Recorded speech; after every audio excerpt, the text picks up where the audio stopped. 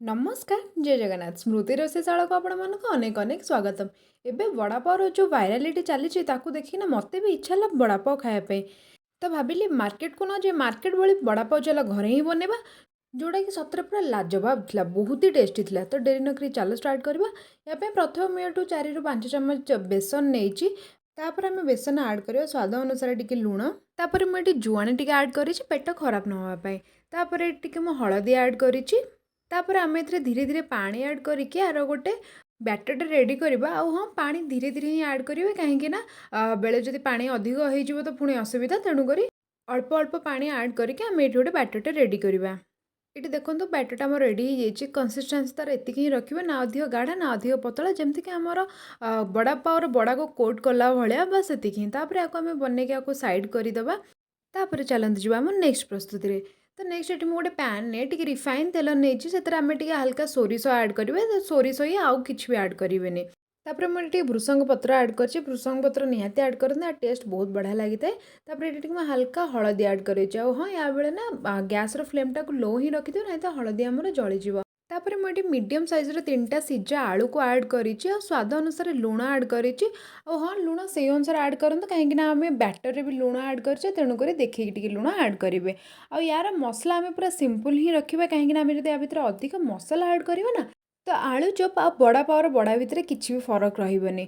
तो यार मसलाटा को ही आम सिंपल रखा जार बड़ाटा को आर जो चटपटा देवाई आम आग को बड़ा पावर स्पेशल मसलाटा आम बनइबा जोटा कि बड़ा पावर टेस्ट को बहुत एनहांस करें। तो ये देखो आम आलू बनिकी रेडी हो गला या आम कि टाइम छाड़ीदे पाखापाखि 10 ରୁ 15 मिनट जाए हाल्का टी ये ठंडा हाँपाई कहीं जो आम हाथ बनवा ये धरने को सुविधा हम। तो आम आलू ठंडा हाँ भितर चलते आम नेक्स्ट प्रोसेस को जी। तो ये आम जो बैटरटा रेडी करें आम जो कहते बड़ा पावर गोटे स्पेशल मसला बनव तो से मसलार चल प्रस्तुति करवा।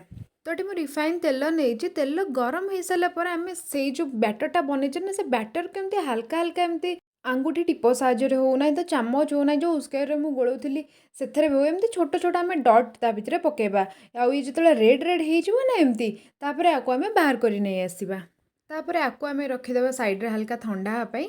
एवं चलते जी आम बड़ा प्रस्तुति रे। ये देखो आलू हल्का टी ठंडा हो ये मुझे सेप दूसरी यार सेप आपन को बड़ दरकार कि छोट दरकार आपण अनुसार आड करेंगे। ये मुझे सैज्र सेप देती आपको गोल गोल सेप देती सेप देला को हल्का टिके हाथ में प्रेस करी सेप देवे जोटा कि बहुत बढ़िया से आमर सेफ हो जाए। तो ये बनईक सबुतक आलू आम रेडी करदे और आप एपर्यंत जब वीडियो देखुं तो मुझे आशा करुँची कि मो वीडियोटी आपको भल लगुव। तो जब भल लगे तो वीडियोटी को लाइक आउ चैनल को सब्सक्राइब कर दिंतु।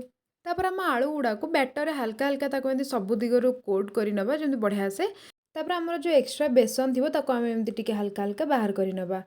आउ ये फ्लेम मु मीडियम हट ऑयल टिके ही कम रखी कहीं आम जब अधिक गरम रखा आम ऊपर कोटा खाली पोड़ीज भितर भलसे ही ना जब लो रखा तो चॉप गुड़ा तेल पीज ना तो आप एमती करपारती छाणिला पूर्व तेलटा को बढ़िया से गरम कर नहीं थे आउ चॉप आड करने मात्रे ही ता फ्लेम को आप मीडियम कर दिंतु मीडियम रू टे कम कर दिंतु जहाँफल आम ऊपरटा बढ़िया से टे क्रिस्पी हो भितरटा धीरे धीरे आमर सीझीज। ये देखो आमर चॉप गुड़ा सब रेडी हो छाणी हो आम बाहर कर नवा।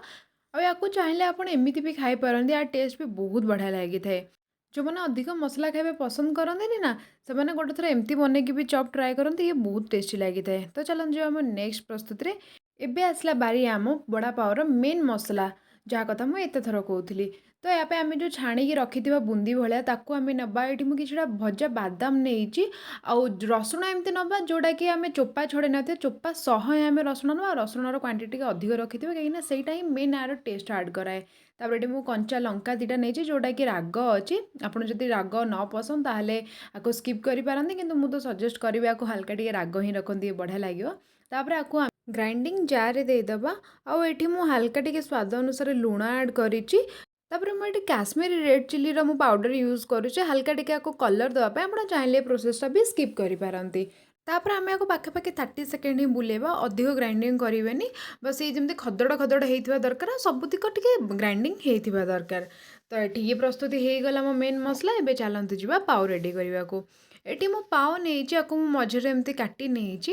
ତାପରେ ଏଥିରେ ଯେଉଁ ଗ୍ରୀନ୍ ଚଟନି ମୁଁ ଆଡ଼୍ କରିଛି, ଚଟନିର ଯଦି ରେସିପି ବି ଆପଣ ଦେଖିବାକୁ ଚାହୁଁଛନ୍ତି ତାହେଲେ ମୁଁ ତ ଗୋଟେ ଭିଡ଼ିଓ ମୋର ଅପଲୋଡ଼ ହେଇଛି, କଦଳୀରେ କବାବ ଆଉ ଚାଟ୍ ମୁଁ ବନେଇଥିଲି। ସେଥିରେ ମୁଁ ଏଇ ଗ୍ରୀନ୍ ଚଟନିର ରେସିପିଟା ସେୟାର କରିଛି, ଆପଣ ଗୋଟେ ଥର ନିହାତି ଚେକ୍ କରନ୍ତୁ। ଆଉ ଲିଙ୍କ୍ ମୁଁ ଡିସ୍କ୍ରିପ୍ସନରେ ଦେଇଦେବି, ସେଠୁ ଇଜିଲି ମିଳିଯିବ। ଯେତେବେଳେ ଆମ ଗ୍ରୀନ୍ ଚଟନି ଆଉ ଆମେ ଯେଉଁ ମସଲା ଏବେ ବନେଇଲେ ନା ବଡ଼ା ପାଓର ସ୍ପେଶାଲ ମସଲା, ତ ଏ ଦୁଇଟାର କମ୍ବିନେସନ୍ ନା ବହୁତ ବଢ଼ିଆ ଲାଗିଥାଏ। ଏଠି ଗ୍ରୀନ୍ ଚଟନିର କନସିଷ୍ଟେନ୍ସିଟା ଟିକେ ଆମେ ଗାଢ଼ା ହିଁ ରଖିବା, ନା ଏତେ ପାଓରେ ପୁରା ଭିଜିଯିବ, ଯେଉଁଟାକି ଭଲ ଲାଗିବନି ଆମକୁ ଖାଇଲା ବେଳେ, ସଗି ସଗି ହେଇଯିବ। ତ ଗ୍ରୀନ୍ ଚଟନି ପରେ ମୁଁ ଏଠି ଆମର ପାଓ ଭାଜିର ମେନ୍ ମସଲାଟା ଆଡ଼୍ କରିଦେଇଛି। ତାପରେ ଆମେ ଏଠି ବନେଇକି ରଖିଥିବା ଚପ୍କୁ ଆଡ଼୍ କରିଦେବା, ଆକୁ ନା ହାଲକା ଟିକେ ପ୍ରେସ୍ କରିଦେବେ। ଆଉ ଇଏ ହାଲକା ହାଲକା ଫାଟିକି ଯେତେବେଳେ ସାଇଡ଼୍ରୁ ଆସିବ ନା, ବଢ଼ିଆ ଲାଗିଥାଏ ଯେତେବେଳେ ଖାଇବା ପାଇଁ। ଆଉ ୟା ସହିତ ଆହୁରି ବି ଗୋଟେ ଇଣ୍ଟରେଷ୍ଟିଂ ଜିନିଷ ଅଛି, ଯେଉଁଟାକି ଆମ କଞ୍ଚା ଲଙ୍କା। ଏ କଞ୍ଚା ଲଙ୍କାକୁ ଦେଖନ୍ତୁ ମୁଁ ମଝିରେ ଏମିତି ଫାଡ଼ି ଦେଇଛି। ଆଉ ଫାଡ଼ିକିନା ହିଁ ଆକୁ ଛାଣିବେ, ନାହିଁ ତ ଇଏ ପୁରା ଫାଟିବ, ଚାରିଆଡ଼େ ହେଇଯିବ। ତ ସେଫ୍ଟିକୁ ଧ୍ୟାନ ରଖିକିନା ଆମେ ରୋଷେଇ କରିବା। ତ ଯେତିକି ଲଙ୍କା ଆପଣଙ୍କୁ, ମାନେ ଯେତିକି ରାଗ ଆପଣଙ୍କୁ ପସନ୍ଦ, ସେଇ ଅନୁସାରେ ଆପଣ ଏଠି ଛାଣି ନେଇଯାଆନ୍ତୁ ତାକୁ। ପାଖାପାଖି ଏଠି 1 ମିନିଟ୍ ଛାଣିଲା ପରେ ଦେଖନ୍ତୁ କେମିତି କଲର୍ ଚେଞ୍ଜ ହେଇଯାଇଛି ୟାର। ବାସ୍ ୟାଠୁ ଅଧିକ ଆକୁ ପୋଡ଼ିବେନି, ନାହିଁ ତ ୟାର ଟେଷ୍ଟ ପୁରା ଚେଞ୍ଜ ହେଇଯିବ, ଭଲ ଲାଗିବନି। ତ ଏଠି ଆମେ କଞ୍ଚା ଲଙ୍କା ବି ଦେଇଦେବା, ଯେଉଁଟାକି ଖାଇବା ପାଇଁ ଆକୁ ବହୁତ ବଢ଼ିଆ ଲାଗିଥାଏ। ତ ଫାଇନାଲି ଏଇଠି ଆମ ବଡ଼ାପାଓ ବନେଇକି ରେଡ଼ି ହେଇଯାଇଛି, ଯେଉଁଟାକି ଦେଖିବା ପାଇଁ ତ ସିରିୟସଲି ବହୁତ ସୁନ୍ଦର ଦେଖାଯାଉଛି, ଆଉ ଖାଇବାରେ ବି ବହୁତ ହି ଟେଷ୍ଟି ବନେଇଥିଲା। ଘରେ ବି ମାର୍କେଟ ଭଳିଆ ଟେଷ୍ଟି ଖାଇବା ବନେଇ ଖାଇବା ନା, ତାର ମଜା ହିଁ କିଛି ଅଲଗା। ତ ମୁଁ ତ ଚାହିଁବି ଆପଣମାନେ ଘରେ ଆକୁ ଗୋଟେ ଥର ନିହାତି ଟ୍ରାଏ କରନ୍ତୁ, ଆପଣଙ୍କ ଫ୍ୟାମିଲି ସହିତ ଆକୁ ନିହାତି ଏନ୍ଜୟ କରନ୍ତୁ। ଆଉ ୟୁଟ୍ୟୁବ୍ ଦ୍ୱାରା ରେକମେଣ୍ଡ ହେଉଥିବା ଏଇ ଭିଡ଼ିଓକୁ ବି ଚେକ୍ କରନ୍ତୁ, ଆପଣଙ୍କୁ ବହୁତ ବଢ଼ିଆ ଲାଗିବ। ସେ ପର୍ଯ୍ୟନ୍ତ ରହୁଛି, ନମସ୍କାର, ଜୟ ଜଗନ୍ନାଥ।